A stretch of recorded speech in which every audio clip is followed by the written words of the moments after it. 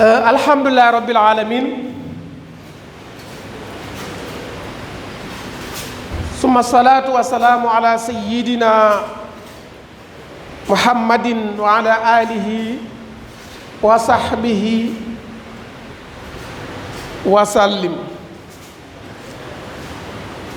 Chers frères et sœurs, alhamdulillah, nous réitérons les mêmes propos. Nous vous demandons pardon. Pardon pour toutes les erreurs intentionnelles et inattentionnelles commises. Nous vous demandons pardon si on a été agressif. Nous vous demandons pardon si on a été ignorant. Merci pour votre compréhension. Chers frères et sœurs, lorsque le prophète Sayyidina Muhammad sallallahu alayhi wa sallam a été rappelé à Dieu, c'était la folie, la désolation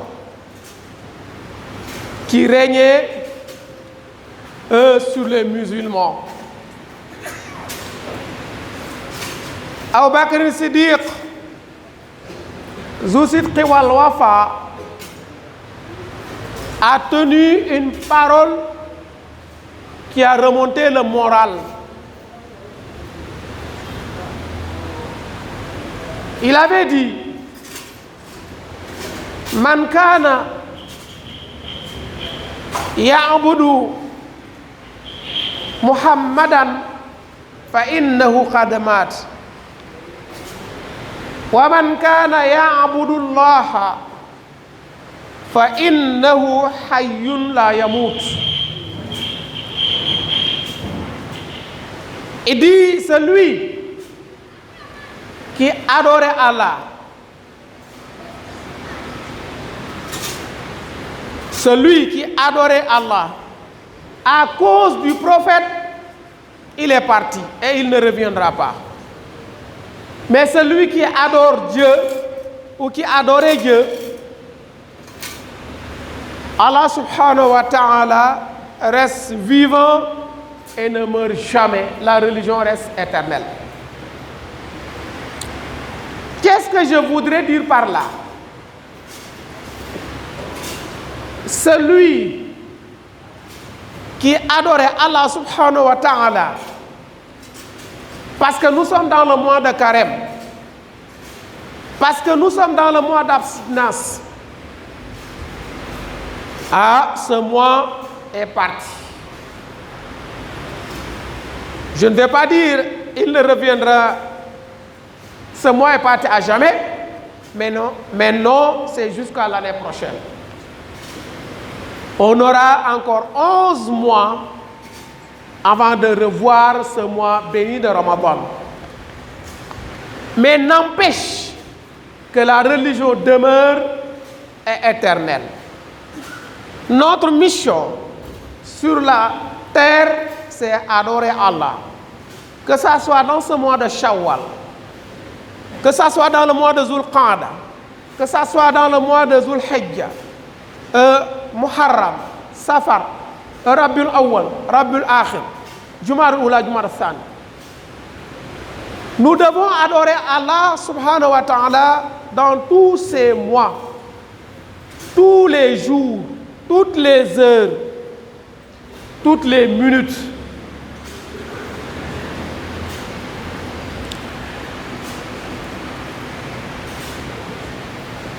Le prophète sallallahu alayhi wa sallam nous dit, chers frères et sœurs, Man sama Ramadana thumma atba'ahu sittan min Shawwal kana kasiyamid dahr. Ça c'est pour accompagner comme on a l'habitude de le dire. Le prophète nous dit, celui qui a jeûné le mois de Ramadan Et après la fête, il doit rompre le jeûne, comme aujourd'hui. C'est forcé de rompre le jeûne. Comme je l'ai dit tout à l'heure, personne n'a le droit de jeûner aujourd'hui. Celui qui jeûne aura péché. Mais à partir de demain, vous jeûnez 6 jours. Vous accompagnez, comme on a l'habitude de le dire, 6 jours. En tout cas, vous jeûnez 6 jours. Ça peut être collé, ça peut être séparé. Le prophète dit, ce dernier est comme celui qui a jeûné toute l'année. À partir de demain, vous jeûnez 6 jours dans ce mois de Shawwal. En tout cas, avant la fin du mois de Shawwal, vous jeûnez 6 jours. Le prophète nous dit, c'est comme si vous avez jeûné toute l'année. فَكَأَنَّمَا صَامَ الدَّهْرَ. Vous voyez comment il est important de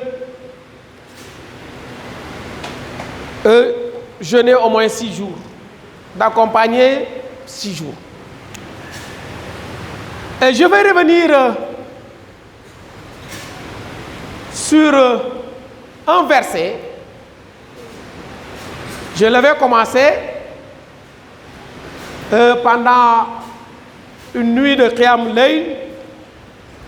Je n'avais pas achevé, certains m'ont demandé d'y revenir. Et dans une prière de Fajr, je suis revenu sur ce verset très rapidement et on me demande encore d'y revenir. Et je vois que vraiment il y a certains qui accordent ou bien qui donnent de l'importance à ce verset. Ce verset se trouve dans Sourate Nahl. Allah subhanahu wa ta'ala nous dit, Inna Allah ya'muru bil adli wal ihsani wa ita'i dhil qurba wa yanha 'anil fahsha'i wal munkari wal baghi ya'izzukum la'allakum tadhakkarun. Sadaqallahu al-azim.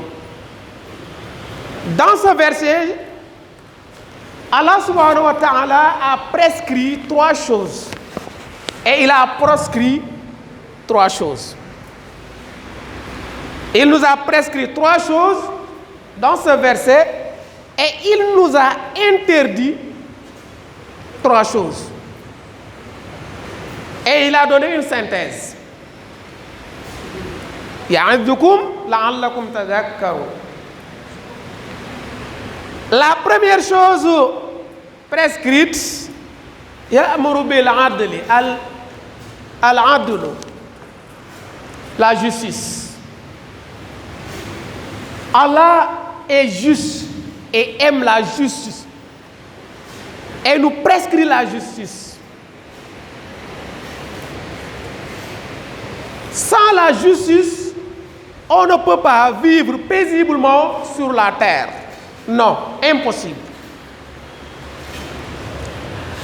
J'avais raconté l'histoire d'un roi injuste, agressif,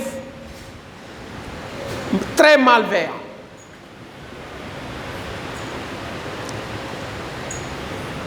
Ce roi terrorisait son peuple. Personne n'a le droit de parler. Personne. Un jour, le roi se promenait. Il a vu une personne qui a attrapé un gros poisson. Une personne diminuée, bien sûr. Et il voulait aller nourrir sa famille avec son poisson. Le roi qui se promenait avec ses gardes l'a appelé. Il a demandé, mais le poisson c'est pour qui? Il a dit, c'est moi qui l'ai pêché ici à la mer. Le roi dit, donne-le-moi. Il dit, mais pourquoi? Et il lui a arraché, sans raison. Il dit, parce que ce genre de poisson, c'est moi qui... puisque c'est moi qui suis le roi, c'est moi qui dois manger, qui dois le manger. Et il lui a arraché le poisson. Le gars, vraiment, Quand il est parti à la maison, il a prié 2 rakats. Il a tendu les mains. Il dit, Allah, je demande la justice entre ce roi et moi. J'avais cité un hadith où le prophète sallallahu alayhi wa sallam nous dit Ittaqu da'wat al-mazlum. Méfiez-vous de la prière d'une personne opprimée. Quand tu es opprimé, prie 2 rakats et demande à Allah. On vous dit même ne demande pas une mauvaise chose pour celui qui t'a opprimé, mais demande une bonne chose à ta faveur. Parce que sa prière est directement exaucée. Parce qu'il n'y a pas de barrage entre lui et Allah subhanahu wa ta'ala. Quand il a demandé la justice, le roi a bien grillé le poisson. En le mangeant, voilà un os qui le pique. Allahu Akbar. Quelques heures après, le doigt est enflé. Et le roi sent une douleur excessive. La nuit, il ne peut pas dormir. Il pleurait même. Les problèmes démarrent. Un roi qui pleure, c'est qu'il y a problème. Le lendemain, il appelle les médecins. Il dit, il faut amputer mon doigt. Il faut qu'on lui coupe le doigt. Ces ordres sont à exécuter. Ils lui ont amputé le doigt. Mais la douleur a déjà dépassé ce niveau. La douleur persiste. Allahu Akbar. La douleur persiste. Il a dû demander à ce qu'on lui coupe le bras. Parce qu'il ne peut pas supporter la douleur. On lui a amputé le bras complètement. Malgré ça, la douleur persiste. Il appelle aux sages. Il a besoin maintenant. On nous disait l'homme est le remède de l'homme. Il n'avait besoin de personne. Il a besoin du soutien maintenant. Il appelle les sages. Il dit, je sens une douleur vraiment que je ne peux plus supporter. Je ne sais pas qu'est-ce qui se passe. Ils ont coupé le doigt qui me faisait mal. Le bras, ça n'empêche pas à la douleur de persister. Il y a un sage qui l'a demandé, mais dans ces 24 heures, est-ce que tu as opprimé quelqu'un?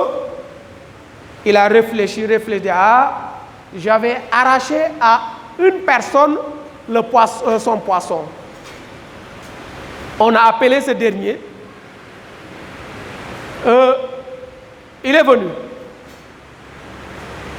On l'a demandé, qu'est-ce que tu as fait au roi? Il dit rien. Je n'ai fait que demander la justice à Allah subhanahu wa ta'ala. Et Allah est juste. Et le roi l'a demandé pardon. Il a pardonné et la douleur a cessé immédiatement. Mais malheureusement, il a déjà perdu son bras. Vous voyez, il n'est pas bon, chers frères et sœurs, de semer la terreur ou d'être injuste dans la vie. Quel que soit ton rang. Quel que soit ton rang, tu dois être juste. Allah prescrit la justesse. Deuxièmement, je ne vais pas peut-être tout terminer. Vous avez appris l'histoire du loup et l'agneau. Ça aussi, c'est une histoire vraiment triste. Un agneau qui buvait de l'eau. Parlant de la justice toujours, la raison du plus fort. La raison du plus fort est-elle la meilleure? Un agneau qui buvait de l'eau, immédiatement un loup surgit. Et il a dit, mais qui te rend si hardi de troubler mon breuvage? Pourquoi tu troubles mon eau? L'agneau dit, mais je ne l'ai pas troublé. Il dit, ok, je laisse ça, mais c'est toi qui m'insultais l'année dernière. L'agneau l'a dit, mais comment je t'ai insulté alors que l'année dernière, je n'étais pas encore né. Et ok, c'est pas toi, c'est donc ton grand frère. Il dit non, moi je suis le fils aîné de ma mère, je n'ai pas de grand frère. Il dit donc c'est quelqu'un de qui? Encore c'est quelqu'un de ta famille. Et il l'a emporté, il l'a tué. Est-ce que ça c'est la justice? C'est la justice? Non, que Dieu nous en garde. Deuxièmement, wal-ihsan, al-ihsan, la bienveillance. La bienveillance sur toutes choses, dans nos adorations, dans nos relations, en famille, au travail, et surtout dans la mosquée. Tout ce que nous faisons, nous devons le faire uniquement à cause de Dieu. En respectant les normes. D'ailleurs, même les non-musulmans, on doit bien cohabiter avec eux. Dieu nous dit, je ne vous interdis pas de cohabiter avec les non-musulmans, avec les mécroyants. Tant qu'ils ne vous interdisent pas à pratiquer votre religion. Vous voyez que Dieu aime ce qu'on appelle al-ihsan. Pour aller très vite. Wa ita idil qurba. C'est quoi? C'est l'assistance charitable aux proches. L'assistance charitable aux proches. Vous avez les moyens. Vous avez les moyens. Vous devez partager ces biens avec vos proches. C'est une obligation. Souvent, on a l'habitude de dire que dans une famille, souvent, il y a toujours un connaisseur, un savant. Quelqu'un qui connaît très bien. Il y a un riche, quelqu'un qui a les moyens. Il y a quelqu'un qui n'est pas riche, il n'a pas la connaissance, mais il est disponible pour la famille. Et souvent, c'est la personne la plus utile dans la maison. Mais wallahi, c'est la personne la plus à qui on manque plus de respect. Il est dans la famille, il n'a pas assez de moyens, mais il fait toutes les courses ici dans la maison. Il fait toutes les réparations. C'est lui qui paye les factures. C'est lui qui répare les maisons. S'il y a quelque chose qui est sale, c'est lui qui nettoie. En tout cas, il est disponible pour la famille. Maintenant, on demande à celui qui est riche, tu dois soutenir la famille. Toi qui connais, il faut enseigner la famille. Maintenant, toi qui es disponible, qui n'a pas les moyens, c'est toi qui dois faire les courses de la maison. Mais souvent, il y a problème. Et en général, c'est celui qui est riche qui crée les problèmes. Parce que lui, il se croit au-dessus de tout le monde, même s'il est le cadet. Il croit que lui, c'est parce qu'il est fort, c'est parce qu'il est rigoureux, c'est parce qu'il est travailleur qu'il a eu les moyens, alors que ce n'est pas ça. Dieu t'a donné les moyens pour que tu assistes charitablement à tes proches, à la famille. Toi, Dieu t'a donné la connaissance pour que tu enseignes la famille. Wa ita idil qurba. Très rapidement, les trois choses interdites. Wa yanha anil fahsha'i, la turpitude. C'est le fait de commettre des péchés. Commettre des péchés. N'importe quel péché. Tout péché est interdit. Wa yanha anil fahsha. Que ça soit à la maison, dans les mosquées, dehors, où que tu sois. Wal munkar, l'impudence. Allah subhanahu wa ta'ala interdit formellement l'impudence. Et c'est l'absence de pudeur.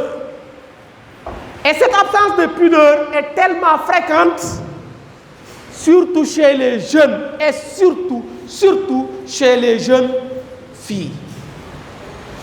Chez les jeunes filles. Surtout chez les jeunes filles. L'absence de pudeur. Et surtout l'agressivité en troisième position. Allah n'aime pas l'agressivité. D'être agressif vis-à-vis de ta famille, de ta femme, de tes autorités, de qui que ce soit. Et il nous reste la synthèse et Inch'Allah, on aura l'occasion, Inch'Allah, d'y revenir si Dieu nous donne la vie et la santé vendredi prochain, Inch'Allah. Que Dieu nous accorde tous les mérites. ربنا آتنا في الدنيا حسنة وفي الآخرة حسنة وقنا عذاب النار إن أريد إلا الإصلاح ما استطعت وما توفيقي إلا بالله عليه توكلت وإليه أنيب والسلام عليكم ورحمة الله وبركاته.